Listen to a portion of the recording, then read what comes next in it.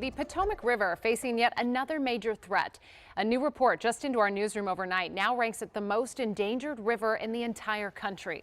This comes on the heels of that devastating sewage spill earlier this year that sent hundreds of millions of gallons of waste into the water. But that's not the only strain that's on the river. Jacqueline Quinn has been digging into the findings and joins us now with what we're learning. Jacqueline. Simone, wisdom beyond the raw sewage that rushed into the Potomac. This new report by American Rivers ranks the Potomac River as the most endangered waterway in the country due to overdevelopment and poor infrastructure maintenance. Now, a major concern highlighted in the report was that infrastructure along the Potomac. You may recall that maintenance on the collapsed Potomac interceptor was reportedly delayed ahead of the pipe failure, and that's raised questions about whether known issues played a role in the spill. Now, another key issue highlighted in the report is the rapid expansion of development such as data centers across the watershed. Those facilities use large amounts of water to cool servers, which advocates say raise real questions about long-term supply and quality.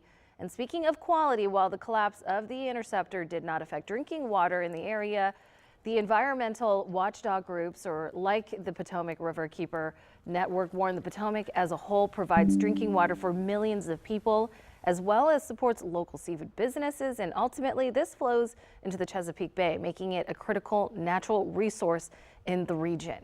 In fact, since that big burst back on January 19th, we've had 4 other sewage spills from different facilities in the Potomac River, and they just weren't as big.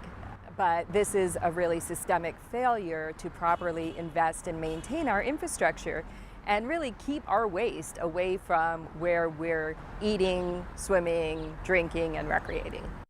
Now, DC Water, which operates the interceptor system responsible for the spill, wrote a statement which reads, the Potomac River is resilient and our water quality sampling has shown for the past 2 months E. coli levels have been within the typical range for recreation. The agency also says they will continue to work with federal, state, and local partners to monitor the impacts of the overflow and rehabilitate the surrounding environment. Now, American Rivers also says the solution starts with investment.